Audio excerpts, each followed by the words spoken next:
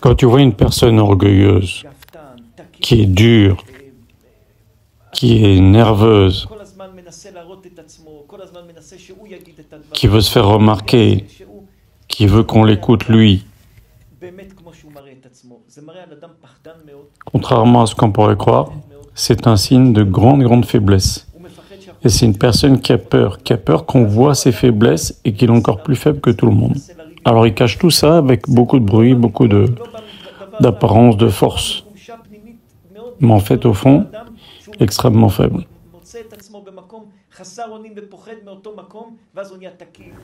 Donc tout ce qu'il montre, en vérité, c'est le contraire. Pour qu'on ne trouve pas qu'il est extrêmement faible, en fait, au fond de lui. Et il le sait, lui. Il faut essayer de lui faire comprendre, ça sert à rien de cacher tes faiblesses avec des disputes, avec... en se faisant remarquer, en se faisant passer pour quelqu'un de très dur et très fort. Le Rav raconte l'histoire d'une personne qui avait une très grosse montre, qui a attiré l'attention. Tout le monde disait, les chats de ta montre, les chats de ta montre. Tu peux me la prêter pour voir? Et il voulait pas.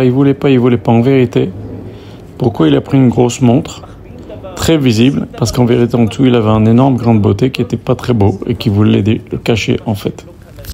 Donc tous ces gens-là qui font du bruit, même qui agressent les gens, qui sont tendus, c'est bien souvent des gens qui sont très faibles. Quand on voit quelqu'un de faible au fond, même s'il fait le dur, il ne faut pas l'écraser, au contraire, il faut essayer de le remonter. Généralement, quand on voit des gens faibles, il ne faut pas faire le fort.